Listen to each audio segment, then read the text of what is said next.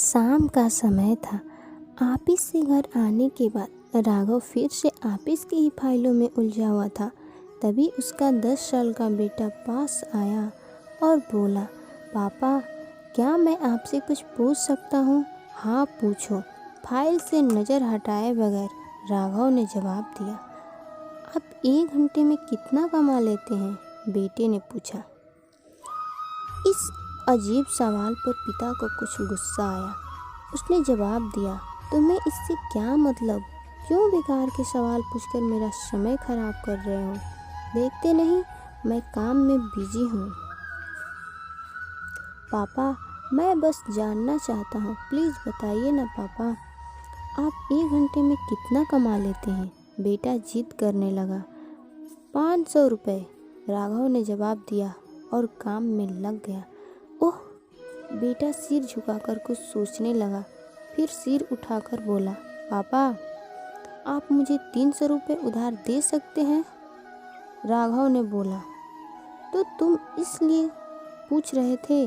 तुम्हें खिलौने या कोई फालतू सा चीज़ खरीदना है? अब एक शब्द कहे बगैर सीधा अपने कमरे में जाओ और सो जाओ। मैं इतनी मेहनत से पैसा इसलिए नहीं कमाता हूँ कि तुम्हारी हर फालतू मांग पूरी कर सकूँ। बेटे का चेहरा उतर गया। भारी कदमों से वह चला गया। पिता कुछ देर तक तो बेटे की बात पर नाराज रहा, फिर काम में लग गया। काम खत्म होने के बाद उसकी नाराज़गी भी खत्म हो चुकी थी। अब उसे बेटे के प्रति अपने खुद के व्यवहार पर दुख होने लगा। वह सोचने लगा कि हो सकता है बेटे को सच में किसी ज़रूरी चीज़ के लिए 300 रुपये की ज़रूरत हो। वो वैसे भी हर समय पैसा नहीं मांगता।